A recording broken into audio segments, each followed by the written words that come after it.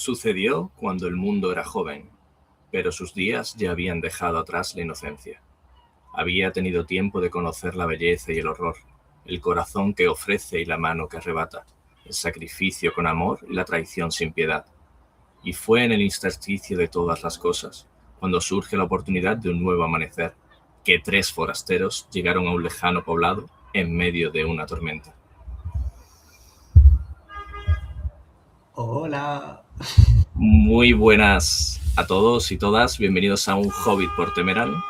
Aquí traemos un nuevo programa, ¿vale? Que esperemos que guste, ¿vale? Porque además traigo 2 invitados que admiro muchísimo. Los conocí, tuve la suerte de conocerlos por redes sociales y, bueno, interactuar con ellos. A Pepe Lu, que ahora lo presentaré, pues, bueno, he coincidido también por esta plataforma de YouTube. Y joder, pues tenía muchas ganas de tenerlos por aquí y hablar, pues, literatura, obviamente, porque los dos se dedican a ello. Y pues a ver qué tal se da. Yo tengo muchas ganas, así que vamos a hacer una pequeña introducción, ¿vale? Explicando, pues, vamos a hacer un programa donde vamos a hablar de literatura en general, vamos a intentar meternos seguramente en berenjenales, pero salir de ellos indemnes, por supuesto. Y, por supuesto, yo creo que son temas muy importantes a reivindicar, nunca mejor dicho, que seguramente esa palabra pues la sacaremos a colación. Y nada, voy a presentar primero, ¿vale? A Pepe Lu. Creo que lo tengo más fácil porque ya lo conozco, entonces Pepe Lu Fernández, ¿vale? Voy a decir, es un artista, ¿vale? En toda su concepción, porque aunque es escritor y yo lo conozco por ello, también ha sido la voz de un par de bandas de música de rock durante 2 décadas. O sea que el tío se maneja muy bien en distintos ámbitos artísticos. Y voy a meter una tontería aquí, ¿vale? Que tenía ahí apuntada, ¿vale? Y es que es curioso que él ha escrito un libro que se va a dividir en 2 partes, ¿no?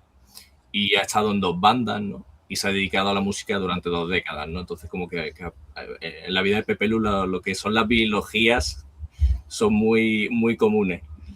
Y la vida en 2 bueno, actos. Eso es. Y tragedia, ¿no? Y luego comedia, ¿no? Ida y vuelta. Tal cual. Sí, en 20 años me he dedicado al mundo del ruido, las guitarras, la distorsión y los gritos, pero es que empecé muy pequeñito, empecé con 15 años. Yo ya venía de que mi mayor afición en la vida era leer, y para mí no hay tanta diferencia entre escribir una canción y escribir un cuento o una novela. Simplemente es cómo se canaliza.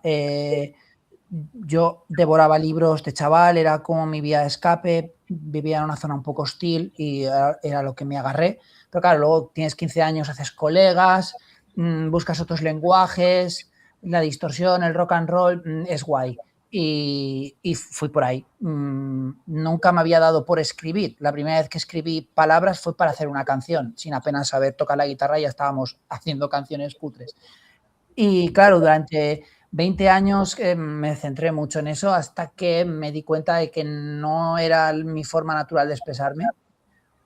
Tenía unas cuantas canciones que iban a ser un disco por motivos, por los motivos que siempre son. Mi banda paró, Abortos de Satán, en ese momento, llevábamos 11 años, y me di cuenta que esas canciones tenían forma de novela y dije, vale, creo que tengo una novela. Vaya, tengo que aprender a escribir una novela. Entonces me tiré unos cuantos añitos intentando aprender el oficio.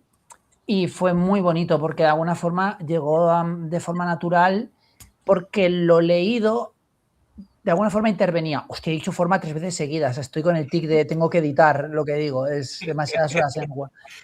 Y sí, fue muy bonito el cambio, el salto, pero muy natural.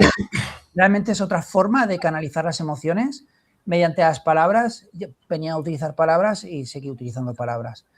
Y claro, el género fantástico estaba esperándome, y si bien me protegió de un montón de cosas cuando tenía 10 años y leía en la playa de mi pueblo Terramar y El Hobbit y tal, reapareció, pero reapareció en mí como adulto, y reencontrarme con el género fantástico como adulto fue una de las cosas más bonitas que me ha pasado en la vida. Tuve que también perdonar con él, porque durante muchos años fui un detractor, no por supuesto en público, pero sí en mi lectura privada, fui un poquito detractor del género fantástico hasta que me reencontré con él. Y fue súper chulo releer, darme cuenta de lo mucho que me gustaba y volver y abrirme a los autores contemporáneos del momento. Luego te preguntaré porque, si quieres, vamos a responderlo, el por qué durante una etapa estuviste, digamos, pues alejado o que no estabas muy de acuerdo con el género. Pero bueno, luego me responde. Bueno, ya se ha presentado Pepelu, o sea, autor de Soñaré tu cielo de carbón, ¿vale? Ya tenéis en el canal la recomendación que os he hecho del libro. Ahí está. Víctor ha paseado el libro por la pantalla, así, sutilmente. Uy, haciendo pesas. Me lo he dejado abajo, lo tendría que haber subido. Pero eso, lo tenéis en el canal, ¿vale? Y bueno, lo autopublicó en 2024, ¿vale? Se va, pues, como ya he dicho al principio, pues, en una biología, ¿vale? Se va a convertir. Y bueno, ahora mismo está en proceso de escribir, pues está escribiendo la segunda parte, ¿vale? Que aquí, pues, obviamente los que lo hemos leído, pues tenemos muchas ganas de leerla. Y bueno, Pepelu, aunque ya más o menos nos has contado un poquito de ti, ¿qué tal? ¿Cómo estás? Cuéntanos, háblanos un poquito para que, bueno, sobre todo por la gente que a lo mejor pues llega aquí y no sepa de ti, que te conozca un pelín más de lo que ya has hablado tú y lo poquito que te he introducido yo. Pues soy el autor de una novela de fantasía épica, bastante gruesa, como habéis podido comprobar, así que sirve para hacer deporte. Y es una fantasía épica y a la vez intento que sea intimista. De hecho, de esto va el programa, y reivindicativa. Mi forma natural de juntar las palabras está subordinada a la poética y a la intención. Y mi intención siempre es intentar dejar el mundo un poquito mejor de lo que estaba. Sí, suena grandilocuente, pero como es para mí, no lo es. Es decir, yo intento escribirme para hacerme el mundo más bonito. Consigo hacerme la tarde más bonita, desde luego, porque en el ejercicio de ficcionar también hay una intención de transformar. Y suponiendo, que es lo que supongo cuando empiezo a escribir, que no lo va a leer nadie, sí que me autoficciono una realidad paralela. No tanto por la vocación del género fantástico de escapar, sino más bien el género fantástico de transformar.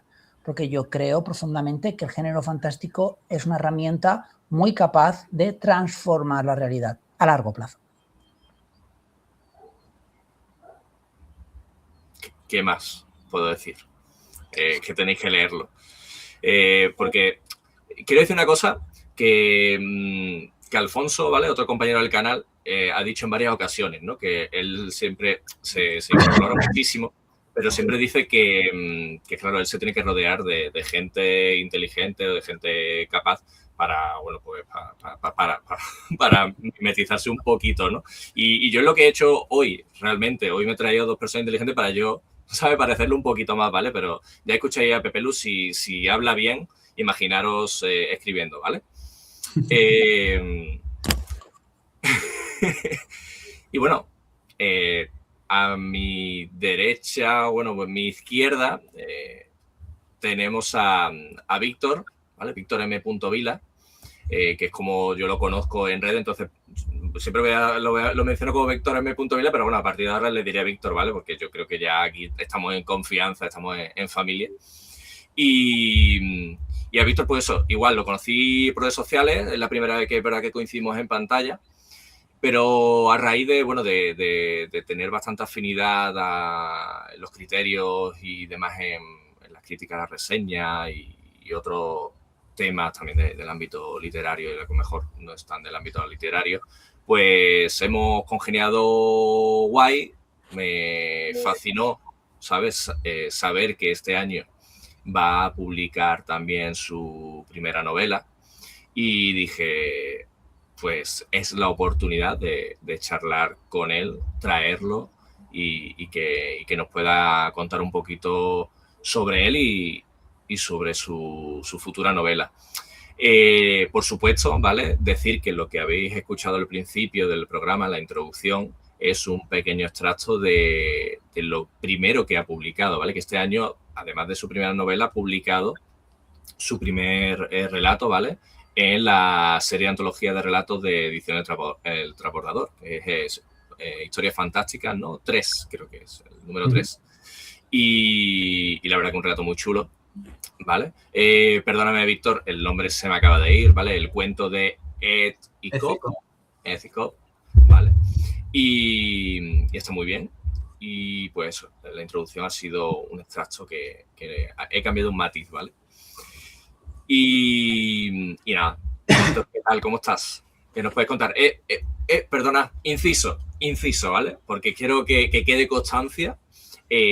Los dos también han tocado el mundo de la poesía, que esto lo estuvimos hablando, digamos, backstage. Y quería mencionarlo porque, bueno, se ha dado la casualidad de que los dos también habéis tocado ese mundo. Víctor me estuvo comentando que también había tocado ese ámbito, ese género. Y bueno, está guay que, bueno, pues luego los dos, si podéis hablar y comentarme también un poquito más sobre esa parte, pues estaría guay. Así que, perdona, Víctor, ¿cómo estás?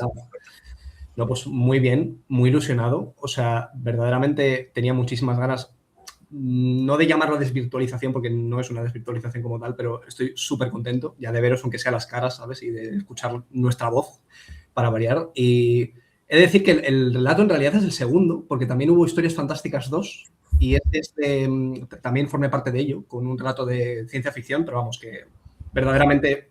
O sea, me gusta ese relato, pero digamos que sí, lo más actual es Historias Fantásticas 3, que como curiosidad es un prólogo. O sea, yo mandé eso por si sonaba la flauta, porque dije, pues bueno, pues creo que funciona como cuento independiente también, pero es gracioso porque es mentira. O sea, el cuento tú lo lees y parece como un tono así como muy, muy bonito, muy de leyenda clásica, así con tintes de mito griego, no sé qué, y luego el primer capítulo del libro, que tardará años, porque no está ni, o sea, estoy en ello todavía, de repente es brutalmente realista y triste y es como un cambio muy brusco de tono y solo quería mencionarlo porque es gracioso. De hecho, yo cuando se lo pasé a mi pareja, el primer capítulo, claro, porque ya sabía más o menos de lo que iba el libro o no sé qué, se lo pasé y me vino en plan como 10 minutos o así después de habérselo leído, ¿sabes? Súper emocionado y digo, pero eres un terrorista de no sé qué, y en plan, bueno... Y eso, así como curiosidad. Y luego sí, venimos los dos del mundo de la poesía. En mi caso, de la poesía escénica, en realidad, porque yo vengo un poco del mundillo del poetry slam, que no sé si habéis oído hablar de ello, pero estuve como 4 años, una cosa así, haciendo pues, el Canelo, un poco en el escenario, no os voy a mentir. Y luego también empecé la música, que ya pues, llevaba tocando el piano unos años y empecé a componer recientemente y de vez en cuando pues doy algún bolo por ahí. Y organizo micros abiertos en mi tierra, que de hecho es importante, el punto es en el libro, por aquello de pues, la comunión artística, que la gente se vaya conociendo, que se forme tejido, ¿sabes? Eso, por fortuna, no es una cosa que haya tenido que imaginar, sino que es una cosa que he vivido y que vivo las veces que lo hacemos y es muy bonito, la verdad.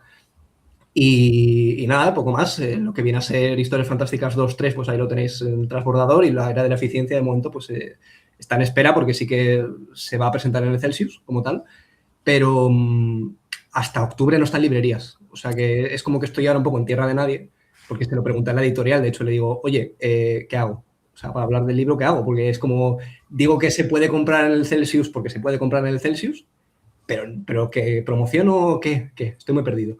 Y me dijeron, nada, mejor simplemente di que vas a estar en el Celsius, luego en octubre sale en librerías y ya está. Y ya está. Y en plan, pues mejor me lo ponéis.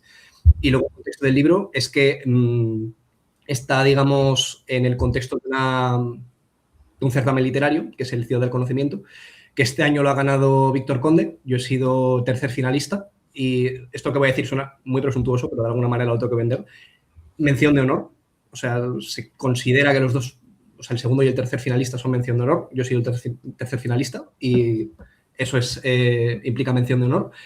¿Significa algo en términos de trascendencia? No, porque para empezar no ha salido, pero significa pues que queda bien en el nombre y ya está. Pero Pero eso, y la historia alrededor de todo el proceso del premio ha sido muy graciosa, pero eso ya da para otra charla. Yo solo puedo decir que estoy en una nube. Ha quedado como anécdota, ¿no? Entiendo, ¿no? Que ha habido por ahí... Sí, fue muy chulo todo el proceso, en la comunicación con la editorial también súper bien. Y yo ya te digo que todavía no me lo creo, porque ya en su momento, en diciembre más o menos, cuando nos anunciaron a los finalistas, ya nos confirmaron que nos ofrecían la publicación como tal, que somos 6, y luego había otros 2 que eran prefinalistas. Y de hecho una de las prefinalistas se llama Maije Guerrero y es de mi tierra también, o sea que ha habido ahí 2 cántabros ahí acercándose ahí justo, y yo he quedado en el podio, pero bueno, me doy con un canto en los dientes, sinceramente, porque el segundo ha sido Salvador Bayarri, que tiene muchísima calle, y creo que ha sido finalista en otros años también de este premio, y el ganador ha sido Víctor Conde. O sea, que digo, mira, ya está, o sea, está ese titán al lado y digo, pues, que yo soy un pelagatos de 26 años, te quiero decir, o sea... ¿De qué va? La pregunta de siempre, la más traicionera, la pregunta, se te pega en la garganta y no sabes cómo decir, esa, ¿de qué va? Perdón, sí, no tenía que hacer preguntas, no lo sé. No, sí, por supuesto, claro. No, sí, a ver, lo puedo contar. Digamos que la acción transcurre en una sociedad futura en la que todos los trabajos han sido automatizados. Uf. Y lo que tú pudieras pensar que podría ser una oportunidad perfecta para que la gente tenga plena posesión de su tiempo, para que digas, bueno, pues se redistribuye la riqueza y pista motorista. En realidad, confina a la gente en trabajos que no valen para nada con tal de apropiarse, digamos, del tiempo de la gente. Y la respuesta que busca la gente es unirse a través del arte, como consuelo, no tanto como... Qué bonito. Como tejido poético, o sea, tejido político, perdón. Digamos que abordo bastantes cuestiones, o sea, igual son como demasiados fregados, pero no de 230 páginas, pero es como que una cosa me llevaba a la otra. Y digamos que menciono un poco el inmovilismo que ha permeado bastante, digamos, en la sociedad. Si el arte verdaderamente tiene un papel transformador en las vidas de los protagonistas o es mero consuelo o verdaderamente se puede cambiar algo a través de ello, que es un punto que también trataremos, creo, en la charla. Y digamos que el germen de todo esto fue precisamente el rollo microabierto, el rollo slam, porque vi que, o sea, yo conocía a muchos amigos míos que verdaderamente era la única victoria que conseguían en su día a día. Digamos que tenían unos trabajos de mierda o situaciones pues muy malas en su vida personal y era un desahogo que tenían ellos y creaban comunidad en base a ello. Y me pareció muy bonito y dije, voy a empezar a hacer un relato corto de esto. Lo que pasa es que luego me leí un libro, un ensayo, que me encantó, que se llama Trabajos de mierda, que habla de trabajos inútiles que existen en el capitalismo, que están normalizados, que están bien vistos socialmente, podrían no existir y sin embargo ahí están, lo cual resulta contradictorio porque se supone que el capitalismo es eficiente. Nadie va a pagar porque haya un puesto en el que no estés haciendo nada. Pues en teorías debería ser así, en la práctica no lo es tanto. Entonces dije, ¿qué pasaría verdaderamente si la IA, tan en boga que está hoy en día, automatizase todos los trabajos? Y yo dije, no creo que se diese una sociedad tan patética como la de que todo el mundo hiciese trabajos absurdos. Pero ¿y sí? No creo, es mucho creer, ¿eh? Porque no me suena a Cifi. A mí me suena a realismo crudo. Claro, es que dije, ¿verdaderamente estaría el capitalismo dispuesto a redistribuir la riqueza en caso de que se terminasen los trabajos manuales? En caso de que las vidas de las personas no dependiesen del trabajo asalariado. Sería un oxímoron con el propio palabra capitalismo, ya no. Claro, o sea, porque si tú haces una renta básica universal, que es como la primera respuesta que se te da en plan, vale, no necesitamos a la gente para trabajar. Ya, digamos, las necesidades a nivel de mercado están cubiertas. Pero ¿cómo vive la gente? Pues tú dices, bueno, es una renta básica universal. ¿Cuál es la cosa de eso? Que la gente tiene tiempo libre. ¿Qué pasa cuando la gente tiene tiempo libre? Que se organiza. Que piensa. Piensa, eso es. Entonces dije... La gente se aburre y piensa. Claro, entonces dije, ¿qué mecanismos emplearía el Estado o las empresas, llámalo X, para seguir manteniendo a la gente desposeída de su tiempo? Y luego me leí Trabajos de mierda y fue como, pues ahí tienes la respuesta. Además, es un tema muy actual, es decir, cuando tú ves a tanta gente haciendo cosas, es decir, vivimos en un mundo rodeado en el que parece que todo el mundo hace cosas, pero son cosas importantes.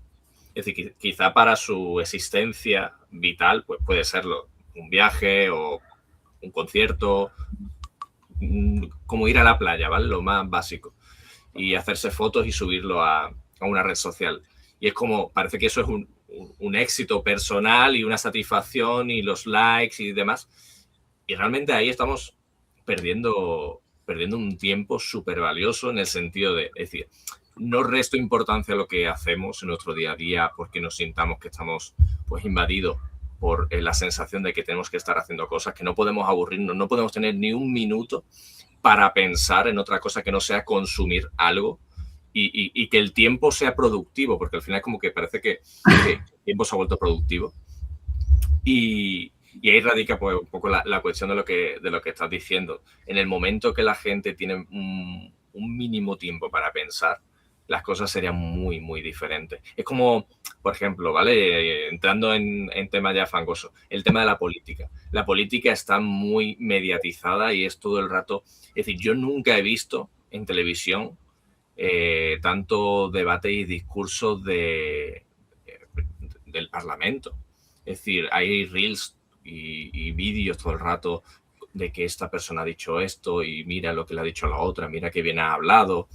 Todo es tan vacío, no vale de nada que en el Parlamento estén discutiendo y que a ti te llegue, pero a ti te llega como ciudadano y tú terminas creándote una opinión y te van empujando hacia donde bueno, luego es más complejo, pero que bueno, hasta donde según tus ideas y demás te lleve.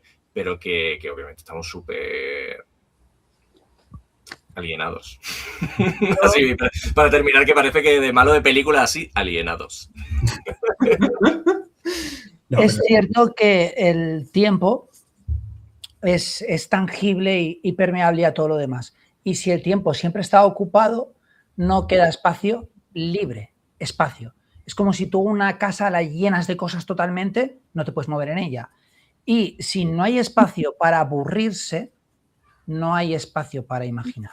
O sea, todos los libros que tenemos en casa, todos los libros que nos rodean, las películas, los videojuegos, todo en un principio necesita ser imaginado. Necesitas ser imaginado. Necesitas aburrirte. Las grandes ideas también salen comiendo pipas en el parque.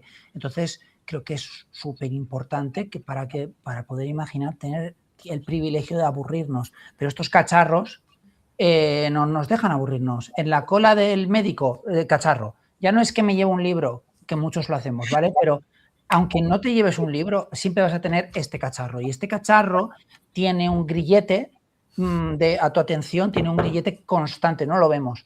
Y ese cacharro lo sabe todo el mundo, incluso el que lo consume. Hostia, llevo demasiado tiempo haciendo con el dedito. Es cierto, pero lo que nos está quitando es el espacio para aburrirnos. ¿Os acordáis de esa clase de repaso en julio del 98 que te castigan tus padres porque has suspendido y estás una hora esperando el profesor sudando en pleno verano? Oye, ¿qué hacemos esta tarde? Esta tarde son 3 horas que tiene un chaval de 14 años libre, no son 3 horas, son 3.340. Porque esa tarde de julio se estira, porque vamos a saltar la acequia. Bueno, hay una casa abandonada, saltamos la alambrada. Claro, pero si el chaval de 14 años está así, comiéndose el teléfono, no tiene tiempo para aburrirse, no tiene tiempo para investigar, no tiene tiempo para imaginar. Y sin imaginar, todo esto que nos rodea no existe. O sea, estoy súper de acuerdo, pero aparte, o sea, yo tiendo a ser un poco indulgente con el tema de la responsabilidad individual que existe. Ojo, todo el mundo con el tiempo y cómo lo empleamos. Pero soy un poco indulgente porque al final te das cuenta de que la mayor parte de redes sociales, de las aplicaciones, de juegos que hay incluso psicólogos conductuales detrás pillando a ver maneras de cómo se puede mantener a la gente cada vez más y más enganchada. Entonces, cuando te das cuenta de las prácticas terroristas que hay detrás de cómo se desarrollan los juegos, las aplicaciones, las redes sociales y eso, es como, Dios, o sea, es complicado encontrar el término medio en decir, vale, la gente podría hacer esto de otra manera, podría consumir de otra manera, hay un componente de responsabilidad ahí, pero al final hay tantos problemas que son sistémicos y claro que son sistémicos, que cuando hay tanto ruido cuesta escuchar verdaderamente. Es el mismo malvado, ¿eh? El mismo malvado que está programando las redes es el mismo que crea la receta de los Doritos para que enganche a los chiquillos y que inventa las bebidas esas locas. De hecho, hace pocas semanas creo que ya salió la sentencia de que se juzgó a Facebook por técnicas de crear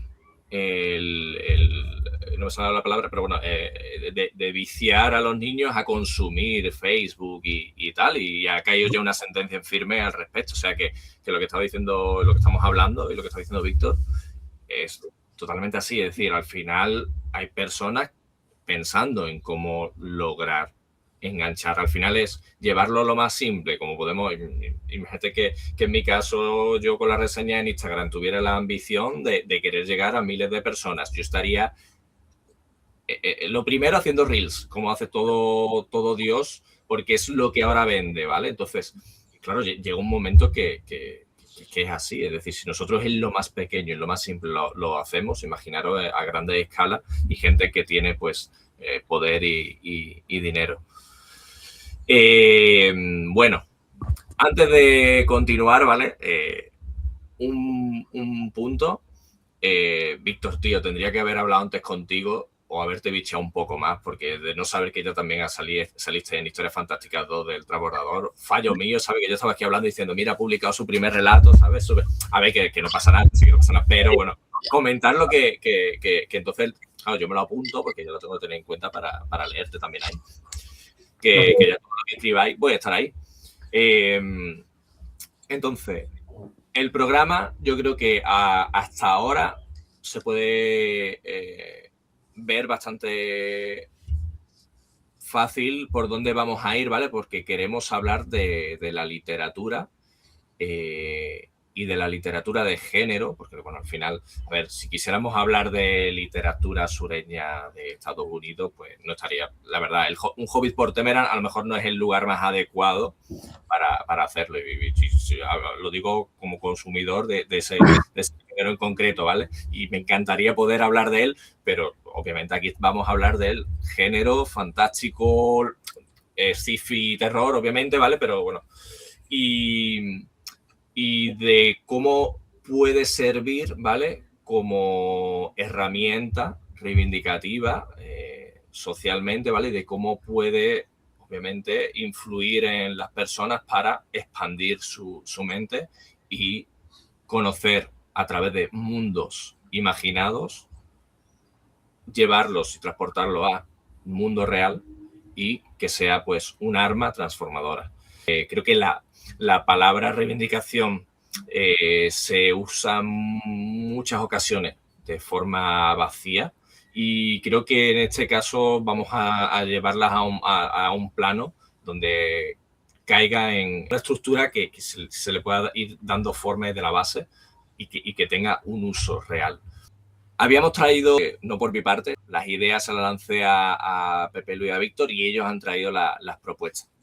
¿Vale? He querido hacer un mix con esas propuestas porque creo que casaban, por lo menos a mi parecer, bien unas con otras. Entonces iremos ahí pues danzando entre ellas y comentando al respecto.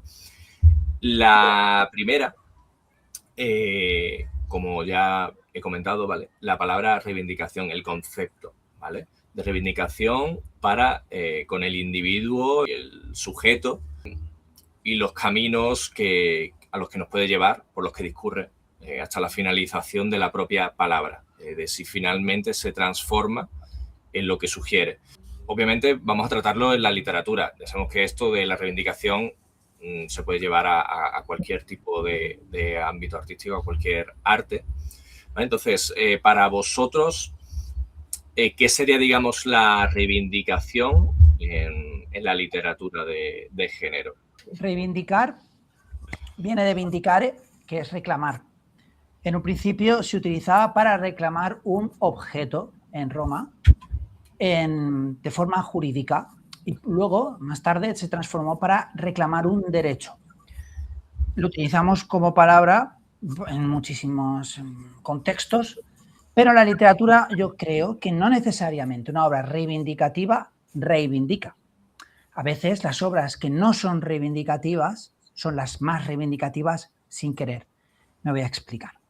Yo creo profundamente que la reivindicación tiene que nacer de la persona de forma limpia, es decir, a través de la empatía. Una obra que es deliberadamente reivindicativa está muy bien para nosotros, es decir, personas afines con lo que está reivindicando. No me va a convencer a mí de algo en lo que yo creo, pero sí me va a aportar una casa, un hogar, un espacio de confort. Si yo pon que tengo problemas con mi identidad sexual y leo un libro que está totalmente centrado en la identidad sexual, yo estoy encontrando gente que me comprende y que me entiende. Si yo voy a extrapolarlo a la música, soy una persona súper de izquierdas que leo el manifiesto comunista todos los días y voy a un concierto de Los Chicos del Maíz, me sentiré como en casa. Pero eso no es reivindicativo, bajo mi punto de vista. Reivindicativo, por ejemplo, es Oliver Twist, porque un niño de 11 años que está en su casa, que nunca le ha faltado un plato de comida en la mesa, abre el Oliver Twist y de repente dice, ostras, otro niño que no es de África ni de un país que doy por hecho en el imaginario colectivo contemporáneo occidental, que es tercermundista, odio ese término. Es un niño de Inglaterra y le pegan palizas y tiene que limpiar una chimenea. Y guau, y mi madre me dice a cenar y me pone un plato en la mesa. Ese niño de 11 años que está leyendo Oliver Twist se le está ensanchando el corazón porque se está rodeando de empatía, está respirando empatía, simplemente por la conexión humana que tiene un Homo sapiens con el otro, al verse reflejado. Esto, aprovechando que el canal se llama Un Hobbit por Temerán, lo utiliza muy bien Rothfuss en el trocito Oliver Twist de Quoth, cuando está en Tarbin. ¿Por qué? Porque Quoth lo pasa tan mal, es tan pobre, que tiene un rencor de clase. Y ese rencor de clase que tiene cuando el otro, que es así más rico, tiene dinero para comerse un bocadillo todos los días y él tiene que tocar el laúd para vivir. Genial. Roba, Quoth, roba. Te lo mereces. Nosotros incluso le damos el consentimiento como lectores para transgredir una norma que a otros no le daríamos. ¿Por qué? Porque se ha creado una empatía. Entiendes el rencor de una persona que ha sido pobre toda la vida, sus padres han muerto, etc. Este tipo de empatía tan directa reivindica. ¿Por qué? Porque a ti se te ensancha. Entonces tú a lo mejor eres una persona que no tiene nada que ver con una ideología que cree que no debería haber ningún niño en la calle, que a lo mejor dices, no, mis padres, pues era de España, lo que sea, yo creo que libre mercado, bla, bla, bla. Genial. Pero tú a lo mejor dices, pues, no quiero que haya un niño en la calle, en un orfanato. ¿Por qué? Ahí es donde voy. Yo creo que la literatura transforma sin ser propaganda, es decir, transforma desde el amor.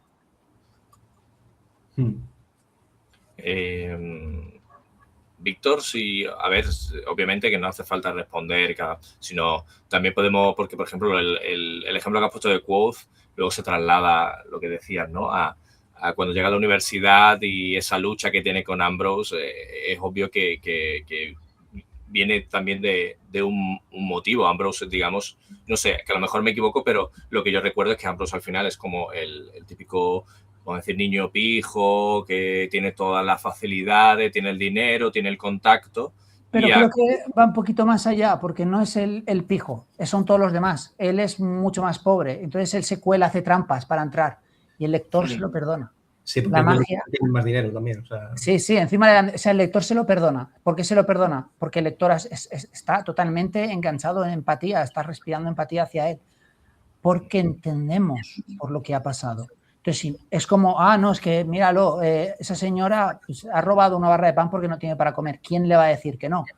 De eso se basa la literatura. De no decirte lo que tienes que pensar, sino de hacerte sentir. Y entiéndeme, porque eres un homo sapiens igual que yo y los dos sentimos.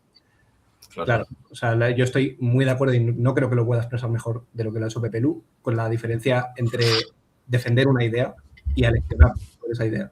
A mí me pasa, por ejemplo, con una autora que está siendo muy popular, que yo no entro, sinceramente, no suelo entrar, que es R.F. Kuang. Solo me he leído Babel y Babel la veo muy aleccionadora. Quiero decir, no veo ese trabajo que Pepe lo ha mencionado, por ejemplo, de empatía para con los personajes. No veo ese trabajo a nivel de lenguaje como para que tú te metas tanto. Y al final puedes estar defendiendo algo muy loable y que lógicamente, desde un punto de vista lógico, tú dices, bueno, esto puede estar bien. Pero claro, cuando alguien lee literatura, no siempre busca regirse por la lógica. Que eso me parece un pensamiento un poco, no sé, le voy a sacar a la palestra demasiado pronto, pero Jesús maestriano, vamos a decirlo. Porque al final hay un componente emocional que es intrínsecamente humano, que sí está muy bien buscar la sabiduría, la racionalidad y todo lo que tú quieras, Pero si tú lo que buscas es apelar a alguien y hacerle cambiar de idea, no necesariamente desde un punto de vista político, pero sí, digamos, ampliar la visión que tiene de las cosas, pues tú se lo puedes expresar de las mejores maneras, pero si no le tocas, si no haces ese trabajo de personaje y de trama y de todo, lo que estás haciendo es escribir un discurso en palabras de los personajes o en palabras del narrador, pero no le estás convenciendo, ni estás llegando a él. Entonces, estoy muy a favor y de hecho me retrotraigo un poco al personaje de tu propia novela, Pepe Lu, de Bloom, porque Bloom se solidariza con la lucha obrera, pero verdaderamente no ha tenido que sufrir las penurias de la clase obrera. Y eso No. me pareció maravilloso, digamos, la forma que tú tuviste de decir, vale, no va a tener, o sea, no va a despertar la plegaria por esto, porque es que lógicamente está de acuerdo. Incluso una parte de él, emocional, está de acuerdo, pero no es lo bastante poderosa porque no lo ha vivido. Pero tiene otras emociones. Puede tener una emoción muy fuerte, una empatía muy fuerte hacia el medio ambiente, o puede tener una empatía muy fuerte viniendo de una relación sentimental o enamorarse. Y son emociones ultra poderosas, pero no le puedes pedir a una persona que no ha tenido esa erosión emocional vincularse con una idea. Esto viene inspirado, ¿no? Esta idea de Bloom viene inspirada, pues, que mi grupo de amigos de toda la vida es mixto, es decir, hay gente que viene de un entorno más acomodado, universitario, etcétera, y otros pues venimos de un ambiente pues en dificultades económicas, trabajos precarios, manuales, etcétera. Y es como yo estoy a tu lado, manifestaciones, ideología, todo lo que tú quieras, pero es cuando te dice un jueves de agosto, ¿qué haces esta tarde? Trabajar, pero es agosto y tú ya. Es como, tengo que recordarte tu privilegio, no pasa nada, me quieres, te quiero, está todo bien, pero es muy difícil explicarle a alguien sin hacerle sufrir cómo funciona esa parte oscura. Que, ojo, es la parte oscura de esas personas en concreto. Pues en el caso de Sueña de tu Cero Carbón, pues el sindicato de trabajadores, etcétera. Pero es que una parte muy oscura para otra persona puede ser otra cosa. No es jerárquico. Las emociones nunca pueden ser jerárquicas. Las emociones son todas emociones, son buenas y malas. No pueden ser juzgadas. Lo que puede ser juzgado es lo que haces con ellas. Sí, sí. Y luego añadiría también que la empatía puede ser, digamos, yo diría que la herramienta más poderosa, en realidad, pero también depende mucho de cómo la implementes, porque al final es muy delicado caer en lo cursi o en lo ñoño y cuesta mucho, digamos, hacer ese trabajo de no solo de desarrollo de personajes, sino cómo lo plasmas a nivel de lenguaje. Y es muy guay también cuando contrapones visiones también desde un punto de vista lógico, sin dar ninguna respuesta, pero puedes posicionarte también como autor, incluso quitando un poco el punto de vista más empático. Por ejemplo, yo leyendo Los Hermanos Karamazov y es una novela bastante lógica, o sea, hay mucha emoción, evidentemente, porque hay personajes que tienen crisis existenciales de la parra y les hace sufrir emocionalmente, pero sin embargo, sus posturas, cuando hablan de religión, de destino, de libertad y todo eso, son muy lógicas. Un personaje encarna una idea, otro personaje encarna otra idea. ¿Hasta dónde es capaz de llegar el autor desarrollando las ideas, confrontando uno y confrontando al otro? Y ese choque, digamos, de visiones también puede ser muy rico para apelar a esa parte lógica del lector, no necesariamente a la parte empática, de decir, coño, igual estas ideas no se las había planteado antes. Igual el tema del libre albedrío, igual si necesitamos ídolos, como dice Iván Karamazov, por ejemplo. Si, ¿sabes? Estamos buscando una libertad que verdaderamente no queremos porque preferimos tener el pan sobre la mesa. Cuestiones así, es un ejemplo. Pero digo, esa parte lógica tampoco la desdeño del todo y creo que a lo que podemos aspirar como autores y a lo que debemos aspirar como autores es a utilizar la empatía, a implementarla bien a través del lenguaje y también a plasmar visiones de la forma más completa posible. Contraponer ideas, un personaje, otro personaje. O sea, no digo que cada personaje tenga que representar una idea, porque entonces corres el peligro de tener títeres en lugar de seres con entidad propia y desarrollo y con los que empatizar. Pero es muy guay cuando lo consigues.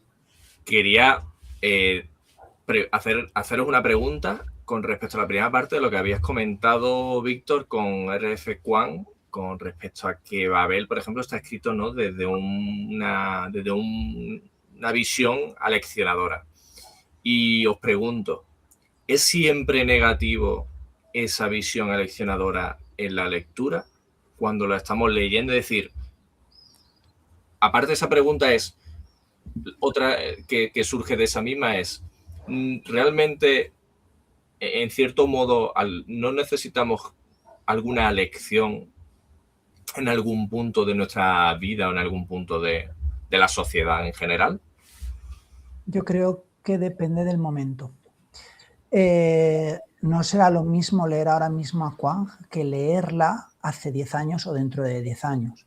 Yo entiendo que, por suerte, en un ambiente literario de fantástico, terror, ciencia ficción, la hegemonía, por suerte, es una hegemonía donde las personas no quieren injusticias para otras. Entonces, que Quang parta de una base de antirracismo, antimilitarismo, antiimperialismo y que de alguna forma cuente la historia de China, es más duro en la guerra de la amapola, pero que cuente la historia del problema con el opio en China y tal, me parece como una base para el momento en el que vivimos. A lo mejor hace 15 años es literatura reivindicativa, pero bajo mi punto de vista el punto fuerte de Babel es el sistema de magia con la traducción, que es espectacular. Yo a Quang me encanta leerla por ese tipo de cosas, pero yo no la considero como una novela reivindicativa porque lo considero que es la base. Tú cuando estás en el cole, la profe te dice, vamos a poner bon día en valencià y buenos días y también en árabe y en rumano y en chino, porque hay un niño de cada región, lo vamos a poner en diferentes idiomas. La profesora es el punto de referencia. O sea, a pesar de todo el ruido que hay, nuestra hegemonía social es empática, es inclusiva. Y vivimos en un mundo donde todavía gobernamos, entre comillas, es decir, gobernamos en lo social, no en lo político. Si un niño le está pegando a una niña, a un adulto que esté por la calle le va a decir, para, o ¿qué haces? O si alguien se cae al suelo, quiero pensar que alguien le va a ayudar. Es verdad que existen vídeos en internet y que hay mucho ruido, pero si tú vas a un colegio, la profesora te da valores generales. Y creo que cuando una literatura es de por sí aleccionadora o reivindicativa, entra dentro de lo que he dicho antes de hogar. A mí me encanta Almudena Grandes. Almudena Grandes tiene un montón de libros que hablan sobre la Guerra Civil Española y es un tema que me apasiona bastante, pero ¿qué pasa? Que obviamente es para personas que tienen ya una ideología. ¿Qué es lo que hace entonces? Profundizar. No me tienes que convencer, yo ya creo en lo mismo que tú, pero entonces, como creo lo mismo que tú, podemos profundizar, podemos ver estas personas que opinan diferente, cómo piensan, podemos disgregar esta opinión que compartimos y encontrar matices. Pero obviamente no le voy a dar a una persona que está en mis antípodas ideológicas un libro de Almudena Grandes porque me lo va a tirar en la cara. Así que sí, creo que una forma de reivindicar, incluso aleccionando desde, me voy a ir a lo más mainstream que pueda, ¿vale? Me voy a ir dentro de la fantasía a lo más conocido por personas que no han leído un libro de fantasía en su vida, Canción de Hielo y Fuego. Canción de Hielo y Fuego le pide al lector lo más básico. Abre y dice, vaya, las personas que rigen, los reyes, los ricos, también son malas personas, no saben lo que están haciendo. Oye, hola, no hay nadie al volante, son pasionales, son estúpidos, son corruptos. ¿Vale? No te está diciendo nada de tu ideología. No te está diciendo que seas de derechas, de izquierdas, que votes a ningún partido político. Te está diciendo que los reyes, en fin, lo que todos sabemos. Pero te lo está diciendo desde un lienzo en blanco. Es un mundo, Poniente es un mundo imaginado. Si yo en una novela fantástica te hablo de que hay una región en guerra y alguien tiene que cruzar el mar en una tabla de madera para llegar al otro continente, no te estoy diciendo nada político. Te estoy hablando de un mundo de fantasía. Pero es el caballo de Troya, ¿no? Esto es un meme que hice una vez que es como caballo de Troya, un montón de valores tal, y el señor que entra con el caballo le dice, no, es un mundo inventado de fantasía. Sí. También he de señalar una pequeña, lo que es para mí, una pequeña diferencia entre posicionarte en una obra y aleccionar dentro de una obra. Lo primero me parece lícito, lo segundo me parece un defecto técnico. Porque, por ejemplo, Poseídos, de Ursula K. Le Guin, se posiciona abiertamente a favor del anarquismo, pero también señala las contradicciones que tiene el anarquismo. Pero no te lleva de la mano y no utiliza, digamos, un narrador sentencioso que te diga, todo el mundo sabe que el capitalismo está mal. Claro, claro. Te voy a poner un ejemplo muy absurdo. Hay autores y autoras que he visto que hacen estas cosas. O sea, que cogen un narrador sentencioso y te lo ponen y ni siquiera se molestan en ponértelo en voz de un personaje. Te lo sueltan ellos. Ojo, que la parodia puede ser graciosa también. Claro, depende de cómo lo hagas. Porque Terry Pratchett, por ejemplo, pues tenía un ingenio increíble y era capaz de hacer sentencias, pero dándoles la vuelta. Pero es irte también al mayor referente y el que sabe hacerlo con la maestría. Es decir, el profesor, es como cuando hablamos de Tolkien, el profesor. Claro, es que Pratchett es el profesor en lo suyo también. Claro, pero ahí no estás direccionando al lector. Ahí le estás dando una reflexión, no es maquillada, pero sí tiene una capa, sea de ironía o sea con una formulación distinta, pero no le estás diciendo, piensa esto. Yo, como escritor, te hablo a ti y afirmo que debes pensar esto. Eso me molesta muchísimo y me parece muy fuerte y me parece no confiar en el lector. Entonces, te voy a poner un ejemplo, o sea, ya siento el llevarlo, digamos, a mi terreno, pero yo he procurado muchísimo que la novela que van a publicar, La Era de la Eficiencia, no sea aleccionadora en la medida en que lo fue, por ejemplo, su primer borrador. En el primer borrador había narrador sentencioso y yo no me di cuenta, era una novela quizá demasiado ensayística y dije, estas ideas las estás poniendo en voz del narrador y el defecto no es en tanto a la calidad de prosa necesariamente como el tema de que estás direccionando al tío que te está leyendo. Eso no puede ser. Entonces dije, vamos a reformularlo. Vale que el punto de partida del libro es intrínsecamente político, que es, se terminan los trabajos manuales, hay un punto de partida económico que tiene que ser resuelto, o sea, se tiene que ir la solución a una de derechas o una de izquierdas, porque literalmente el trabajo asalariado ha dejado de existir. Entonces, tienes que posicionarte sí o sí como punto de partida de la historia. Pero ¿de qué manera puedes hacerlo sin manipular al lector que te está leyendo? Verdaderamente puedes posicionarte hablando de las contradicciones del capitalismo tardío y a la vez no decirle, empatiza con estos personajes porque, ¿sabes? Se lo puedes sugerir, pero no se lo puedes decir. Asimov lo hizo muy bien eso. Asimov lo hizo estupendo con Fundación. Algo parecido. Pues tengo muchas ganas de leer Asimov. O sea, joder, es que... Te va a gustar. Sí, yo también, además con la última edición que sacó Nova, en tapa dura y demás, con la trilogía preciosa, tengo ganas. Claro. Entonces, digamos que incluso los personajes, digamos, cada uno de los del libro, se podría decir, no que encarna una idea porque todos tienen sus contradicciones, pero digamos que yo he intentado apelar a un lector casual que diga, vale, este punto de partida no es necesariamente de derechas, no es necesariamente de izquierdas, te planto una situación económica que es, el mercado ha cambiado, la gente ya no tiene que trabajar, los robots ya hacen los trabajos, ¿cómo se organiza la sociedad al respecto a eso? ¿Te parece bien? ¿Te parece mal? ¿Se podría hacer mejor?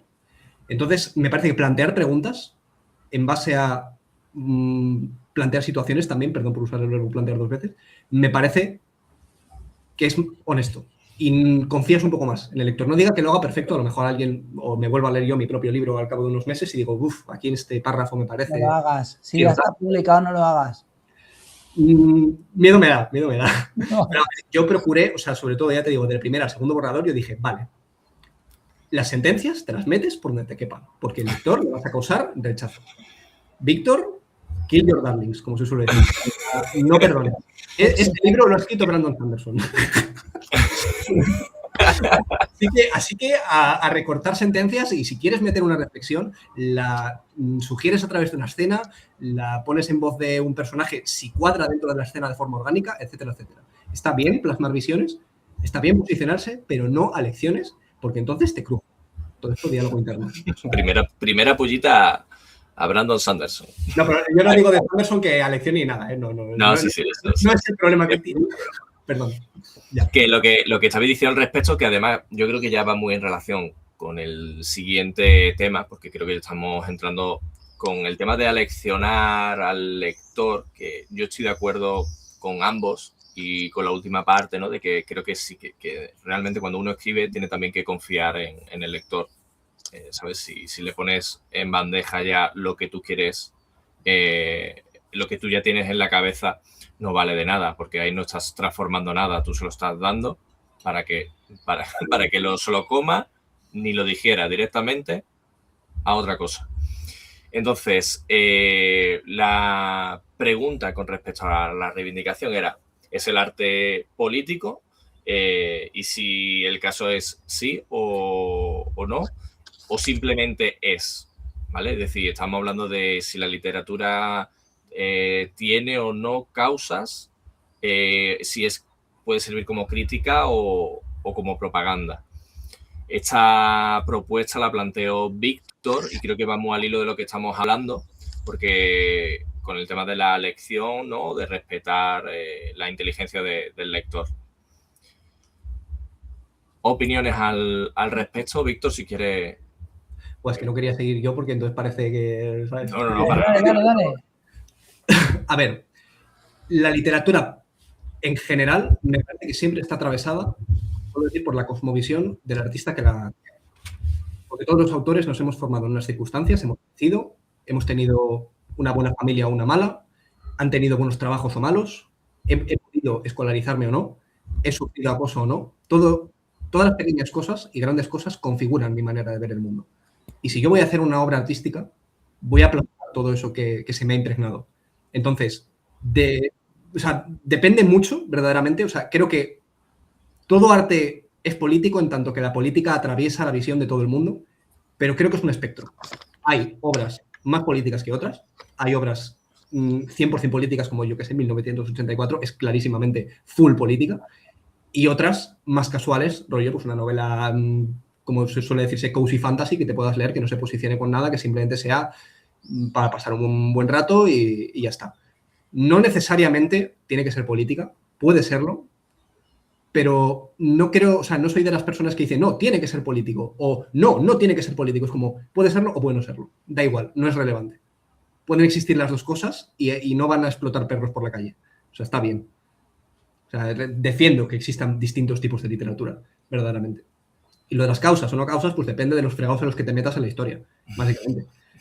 Así hablando en plata. O sea, puede ser una historia que se tiene más, rollo, pues yo qué sé, pues Los Miserables de Víctor Hugo, por ejemplo, o Historia de dos ciudades de Charles Dickens, pues sí, pues hace un retrato de la sociedad de ese momento y te dice, o te sugiere, más bien, te sugiere, esto está mal, te lo enseña, no te dice, pues está fatal que rueden cabezas. Pues no te lo dice, te dice, ostras, que van a decapitar a este personaje que has visto en todo el libro. ¿Qué te parece? Pues eso es lo que mola. Pero no soy, ya te digo, no soy de las personas que están ahí pensando, no, es que la literatura no puede tener causas. No sé si lo decía en una entrevista, no sé si era Javier Cercas o algo así, en plan, la gran literatura es una literatura sin causas. Y es como, perdón. ¿Te equivocas? Alguien que empiece diciendo la gran literatura a mí ya me rechina. Claro, o sea, ahí le has dado. O sea, no existe, o sea, yo ni hago esas diferenciaciones, ni caigo en un sesgo tan en plan paternalista, vamos a decir. Es como, el Quijote también critica la época en la que fue escrito. Y también le mete tiza, y lo que pasa es que lo hace desde un punto de vista satírico, porque Cervantes se ríe de todo. Pero no significa que por el mero hecho de que no haya una posición, no haya una única interpretación entre idealismo, realismo, digamos, todas las interpretaciones que hay, no significa que no diga los nobles estos son gilipollas. Porque te lo enseña. Te quiero decir, o sea, sí. Entonces hay una parte de política, porque hay una cosmovisión de un artista que se está plasmando. Siempre. En mayor o menor medida. Es un espectro, al final. Pero no es que deba ser. No entro en la dialéctica de debe ser o no debe ser. O sea, coexisten. Punto. O sea, pues joder, qué sentencioso son eso, perdón. Es simplemente mi opinión, que a veces me pongo un poco vehemente. No, pero sí, pero que es así. Yo estaba pensando que, bueno, que al final política, en cierta manera, es todo está sujeto a ella, es decir, no se escapa nada. Creo que muchas veces se nos llena la boca diciendo que esto tiene que estar lejos de la política o esto tiene que ser apolítico en muchos temas. Y no, es decir, es que la política lo engloba todo. Entonces, lo que estabas comentando, ¿no? De que lo de que Javier Cercas, ¿no? Había hecho la afirmación de la gran literatura. Toda lectura tiene final en la finalidad, es decir, la interpretación al final también de cada uno. Puede hacer varias lecturas y se pueden encontrar, obviamente, críticas o reflexiones del propio autor en su obra, en lo que le están haciendo. Entonces, todo lo engloba la política, nos guste más o nos guste menos, y aunque sea a lo mejor, yo creo que es así, es decir, no creo que sea barato lo que estoy diciendo, yo creo que es algo obvio que en cualquier detalle de nuestra vida en la política está metida, es decir, que no lo sé, como tirar la basura entre las 8 y las 11 de la noche. Tú no me puedes decir que eso no es política. Hombre, claro que es política. Se ha decidido en un pleno de un ayuntamiento de no sé dónde o en el pleno del Parlamento que es que la basura por X motivo tiene que ser en estas horas. Es decir, una cosa tan sencilla como tirar la basura, algo tan cotidiano, está politizado porque por X motivo tiene que ser hasta ahora, por poner un ejemplo. Sí. Entonces, bueno, diciendo esto, Pepe Lu, ¿qué opinas tú al respecto de...? El Homo sapiens inventa el lenguaje. Y el Homo sapiens, gracias a inventar el lenguaje, es capaz de ficcionar. Partiendo de la base de que los chimpancés, a partir de 200 y pico individuos, se separan, se disgregan porque no son capaces de organizarse. Nosotros, gracias al lenguaje, podemos crear una narrativa. Todo lo que nos envuelve es una ficción que superpone otra y otra y otra y otra ficción. Entonces, todo pensamiento es político. Si yo ahora mismo pego un grito, se oye en el vecindario, es político. Todo pensamiento, toda acción es política porque vivimos en sociedad. Eso era una aclaración del término de política. Otra, que es que me ha molestado recordar lo de Javier Cercas, cuando menciona la gran literatura, creo que hay algo muy tóxico en ello, y sí que estoy sonando categórico, pero me da igual. Hay algo muy tóxico en ello de buscar, reivindicar la calidad siempre. Y cuando buscas reivindicar la calidad, porque la calidad son unos estándares decididos en un momento determinado del tiempo por unas personas determinadas, estás devaluando lo que no tiene una altísima calidad como no válido. Pero si una persona que le gusta dibujar, que no es un ilustrador profesional, no es un pintor, pero le gusta dibujar, está dibujando, está cambiando el mundo, está haciendo el mundo mejor. Si una persona decide escribir un relato porque se ha imaginado que esa nube tiene rostro o ese árbol tiene rostro y quiero escribir un relato, no importa que sea bueno, no importa. Y del mismo modo no importa que tenga causa. He escogido El túnel de Ernesto Sábato, que es una novela realista, que la primera frase de la novela, el capítulo 1, dice así: bastará decir que soy Juan Pablo Castel, el pintor que mató a María. Es la novela de un asesino que se obsesiona de una chica y la mata. La primera página, la primera frase ya te dice que la mata y dices, ostras, ya el resto del libro, ¿qué? Voy a leer a un protagonista que es un asesino. Esta novela es reivindicativa. Esta novela ensancha el corazón de los hombres a la hora de aprender a los límites de respetar a las mujeres. Pero va de un asesino. ¿Por qué es reivindicativa? Porque va de un asesino. O sea, estamos conectando con el alma y con los pensamientos de un ser repulsivo. Y ese ejercicio es un ejercicio de posicionamiento mental. Me tengo que poner en la mente de alguien con el que no comulgo, con el que no creo. Yo hace unos días leí un ensayo de Rata Naturae que se llama Ruralismo, ¿vale? Perdón por el inciso. Oh, es que te lo vi y me llamó muchísimo la atención, ¿no? Claro, a mí me interesa mucho el retroceder, soy un poco ludita en algunos aspectos de la tecnología y tal, y mi pareja y yo estábamos pensando a lo mejor en intentar salir de la ciudad, etcétera, y este era como un ensayo para intentar aprender, empaparnos, pero claro, de repente llegó un momento del libro, del ensayo, que está hablando de que está totalmente en contra de reintroducir el oso en el Pirineo. Sé que no tiene que ver con la literatura, pero enseguida engancho. No tiene nada que ver, no, está en contra de introducir el oso en el Pirineo, pero yo estoy súper a favor. Pero espera, voy a leer lo que dice, porque tengo criterio para leer a una persona con la que no comulgo. Yo tengo libros de Arturo Pérez Reverte en casa y me lo paso bien leyendo a Capitana la Triste. No por eso comulgo con sus ideas. Ojo, eso no tiene nada que ver con tener una convivencia con personas a las que les pondría una línea roja. Lo que hizo, mira, de hecho ahora estoy leyendo a David Tuclés, lo que hizo David Tuclés de no acudir a unas jornadas donde estaba pues, José María Aznar y no sé quién de Vox, me parece lo mínimo. O sea, una cosa es poder leer con mi criterio la opinión de una persona que está en mi contra, otra cosa es blanquearla o aceptarla o promocionarla o publicitarla. La pregunta era sobre, perdona, ¿cómo era? Se me ha ido. Es que si, vamos, que si la literatura es política o si... Claro, Platón es político y inventa el inicio, el nudo y el desenlace. Al final, todo es político. Sí, la literatura es política, pero la intención está superpuesta al contenido, la intención del autor. Yo creo que la intención del autor puede ser aleccionadora, puede ser ambigua, puede ser suave, o puede no ser, o puede ser simplemente paisajística. Puede simplemente acompañarte, enseñarte la realidad, esto lo hacen muchos autores, te enseña la realidad y juzgas tú. Todo es válido, pero lo importante es tener criterio, tener diferentes lecturas para poder dilucidar y absorber sin contaminar. Yo en este punto voy a meter algo mío, ¿vale? Porque creo que era el momento y la pregunta, porque además mandé una foto de que estaba leyendo a Walter Benjamin, el filósofo, y tiene este ensayo, ¿no?, sobre el arte en la era de su reproductibilidad técnica, ¿no? Un ensayo súper famoso, ¿saben?, en el ámbito artístico y tal, por lo que trajo. Y a mí me llevaba... Voy a explicarlo para todo y aún así no estoy seguro de si voy a acertar la explicación, porque creo que al final es tan complejo y yo creo que no tengo un cerebro tan complejo para comprenderlo en su totalidad.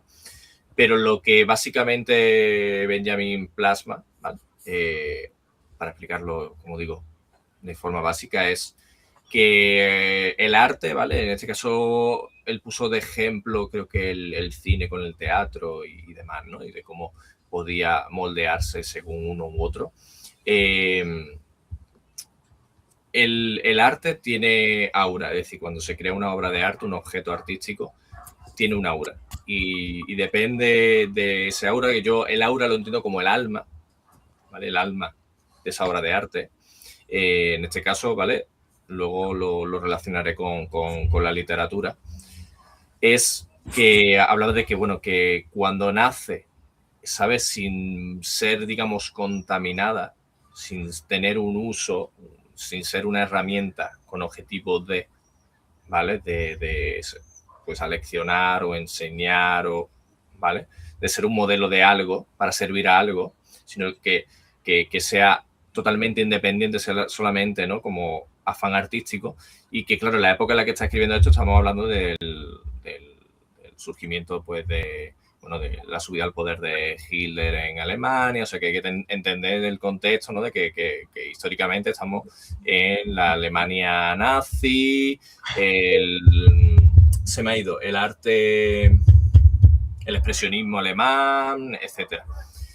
Entonces, llevado al teatro y al cine, ¿no?, ponía el ejemplo de que, por ejemplo, en el teatro un actor está interpretando su papel y nadie lo puede cortar, es decir, está expresando en ese momento lo que tiene que expresar, lo que le requiere la obra. Cuando es llevado al cine, el director puede hacer las tomas que necesite y luego además cortarla, es decir, puede cortar la escena y puede hacer y con el montaje puede llevarlo a una intencionalidad y darle un uso.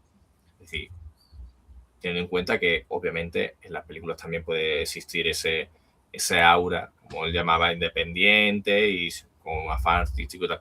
Pero llevado a la literatura, con lo que estamos hablando, pues creo que no se podría relacionar. Fíjate, todo lo que estoy diciendo simplemente para decir, no sé si se podría relacionar. Es decir, no voy a decir no se podría relacionar. Creo, desde mi punto de vista, que no se podría relacionar. Y ahora vosotros a ver qué opináis. Porque, al final, literariamente, teniendo en cuenta la herramienta artística que es escribir, que no es todo... A ver, yo no sé cuánto puede llevar pintar un cuadro, hacer una película, bueno, puede llevar meses, o escribir una obra de teatro, luego representarla, etcétera. Todo tiene su tiempo, por supuesto, pero es verdad que escribir te lleva a muchas contradicciones, muchas dudas, inseguridades, o por lo menos así lo entiendo, y yo no soy escritor, pero soy capaz de ver que tiene que ser bastante complejo. Y además tengo conmigo a dos escritores que seguramente puedan decir mejor que yo lo que yo estoy ahora mismo diciendo, pueden expresarlo seguramente mucho mejor que yo, y que, claro, es más, por así decirlo, el aura de la literatura, ¿vale?, del arte literario, de escribir, el arte de escribir, creo que en todo momento es una herramienta. Es decir, incluso aunque puedas escribir, como decía Víctor antes, ¿no?, de escribir para entretener, y es totalmente loable, porque todo realmente al final, no todo vale, que no se me entienda por ahí, no todo vale, pero que al final se puede aceptar que pueda haber algo que solamente entretenga. Me estoy extendiendo mucho, perdonadme, pero básicamente la idea es que la literatura sí creo que tiene esa finalidad de herramienta, no siempre con un uso directo, pero sí tiene esa capacidad de contarte una historia dándote las suficientes ideas para que tú termines, como decíamos al principio, transformándote. No sé, a ver, ¿qué opináis? Porque aquí yo también yo os digo, por eso decía que es un poco complejo para mí mismo. Así, no sé si lo he expresado bien, pero bueno, espero. Creo que te he entendido. Una herramienta, un martillo. Puedo clavar piquetas, puedo golpear un dedo. Una herramienta puede ser un teclado. Ejemplos. Los libros de la editorial Cerbero, no sé si los tenéis fichados, tienen una intención preciosa y yo creo que cambian el mundo. Son libros que claramente están hechos, no ya saliendo del mainstream y saliendo de intentar ensanchar la empatía de alguien que está lejos ideológicamente de personas como nosotros. La editorial Cerbero escribe, por ejemplo, para gente como yo. O sea, escribe dentro de en lo que yo creo y me encuentro un hogar en los libros que van sacando. Me encuentro un hogar agradable para mí, en el que durante un ratito me puedo imaginar o puedo creer que el mundo puede ser diferente. Me pasa con Úrsula K. Le Guin. Yo leo a Úrsula K. Le Guin y creo, honestamente, que el mundo podría ser diferente, sobre todo cuando leo ensayo de Úrsula K. Le Guin. Contar es escuchar, lo tengo en el estudio. Es un libro precioso. Es precioso ese libro. Cuando encuentro una novela que nace desde la intención de que si nadie nos escucha, o aunque me escuche me da igual, tuviera la autora al lado y podríamos decir putos fachas de mierda, genial, estoy cómodo, estoy en mi casa. Es súper necesaria esta literatura, pero yo también entiendo que a una persona que lee para evadirse, lee para disfrutar, algunos conceptos le van a hacer... Entonces, habrá personas que no quieran escribir directamente para esas personas. Yo estoy contento con mi nicho más pequeñito, escribo solo para gente que se parece a mí y nos podemos comunicar de una forma más profunda dentro de, como los libros de Almudena Grandes. Vale, conectamos ideológicamente, podemos profundizar. Pero a veces la literatura cambia y lo universal puede cambiar y disgregarse. Leer El Conde de Montecristo en 2026 es diferente a leerlo hace 100 años o hace 50, porque tú antiguamente lo leías y decías, han tratado muy mal a Edmundo Dantes, le han arrancado de su boda, le han metido en la cárcel 20 años, ahora tiene dinero y se va a vengar. Claro que sí, véngate de todos, venga. Y ahora lo lees y dices, pero señor, usted es millonario, va a gastar todos sus recursos en su venganza personal, pero estamos locos y no conectas nada con él. O sea, lo lees porque es una obra de arte el libro, pero no conectas nada con el protagonista, con el mundo. Dices, hijo mío, pero que ya tienes todo el dinero del mundo, ya ¿qué más quieres? ¿Hacer el mal en la vida? ¿Vale? Vengarte, genial, está bien, pero es 2026. Mi empatía ha cambiado como ciudadano del mundo. Probablemente, sí, cuando lo leyó mi abuelo no sabía leer, pero bueno, cuando se lo leyó alguien de hace 4 generaciones dijo, hostias, cárgatelos a todos. Entonces, la intención del autor puede ser una. Y ligando con lo que ha dicho Antonio, tú puedes volcar una idea y con el tiempo esa idea cambia porque la sociedad cambia, se reinterpreta, se añade una pátina de inteligencia a lo estilo Terry Pratchett y ahora estoy viendo que tu intención era una, pero que mi contexto es otro y puedo tener una lectura nueva de ello.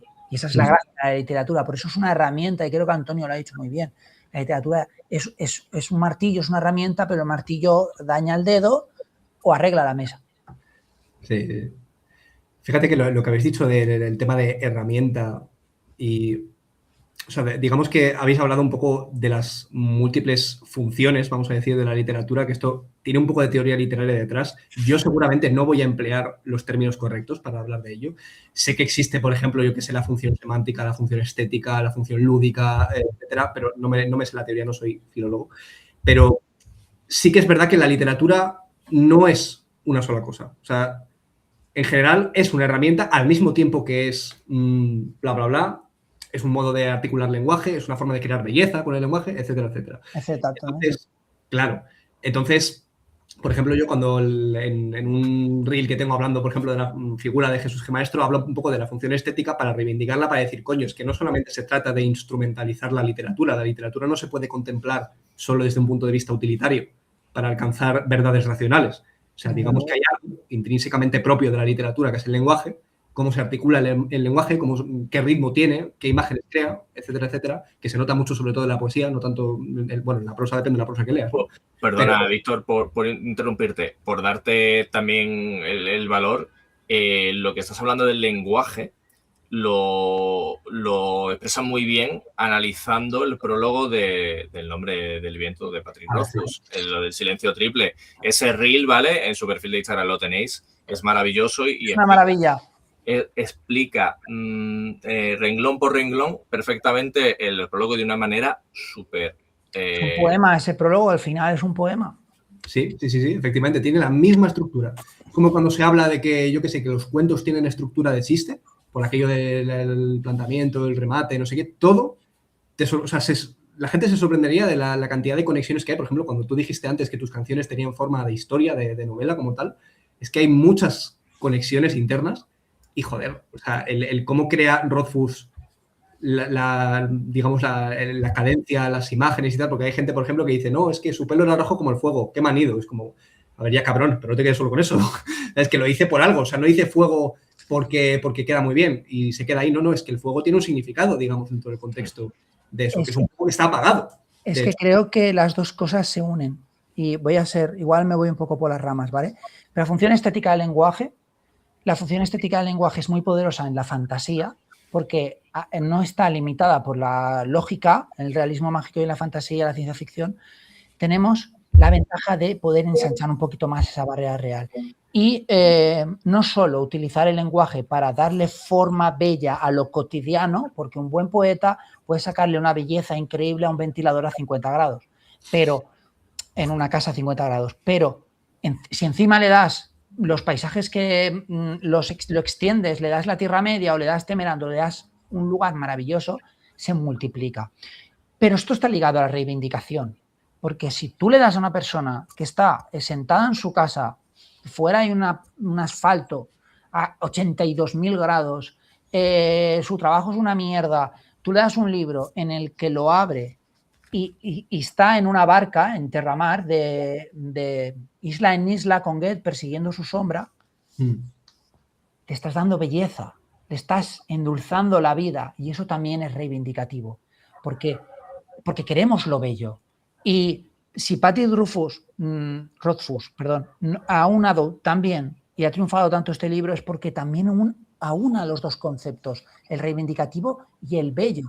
Porque este señor cuando escribe muy bien y al escribir muy bien te da música, saca belleza de lo sucio, saca suciedad de lo bello, te envuelve con la prosa y ese viaje que hace con la prosa es un placer visual, ¿sabes? Es cuando Gandalf en la película, que no en el libro, les dice esto es un regalo para la vista. Es lo mismo. Cuando tú coges un libro con una prosa poderosa, te está regalando belleza.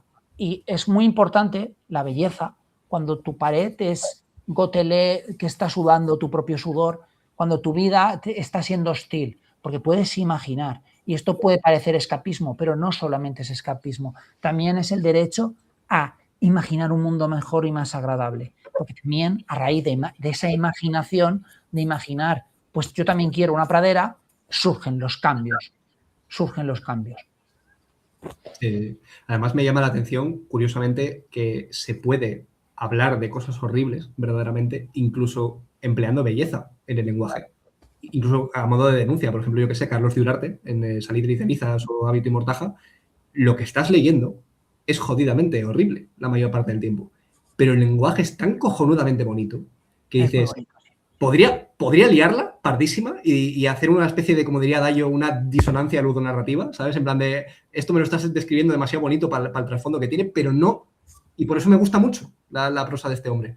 Entonces, es una forma también de, joder, o sea, de la forma que tiene, por ejemplo, hay un párrafo que me encanta, que es hablando de las manos, de que hay manos que hacen no sé qué, manos que hacen no sé cuánto, como que lo tiene como leitmotiv y lo va resignificando poco a poco a lo largo del libro. Creo que es en Hábito y Mortaja, de hecho, al final. Pues no me lo digas. Porque me he leído el primero. No, tranquilo, o sea, no es spoiler, no es spoiler. Vale. Señalo que emplea, digamos, el leitmotiv de las manos para decir hay manos que acarician, manos que hacen no sé qué, manos que hacen no sé cuál, y en cada momento te pilla el leitmotiv de las manos y lo resignifica y dices, ¡guau! Epiquísimo. Y claro, eso es un recurso de poema, básicamente, de repetir y que al final es la forma que tienes de crear música y crear cadencia. Entonces es curioso cómo incluso hablando de cosas horribles se puede emplear una prosa preciosa.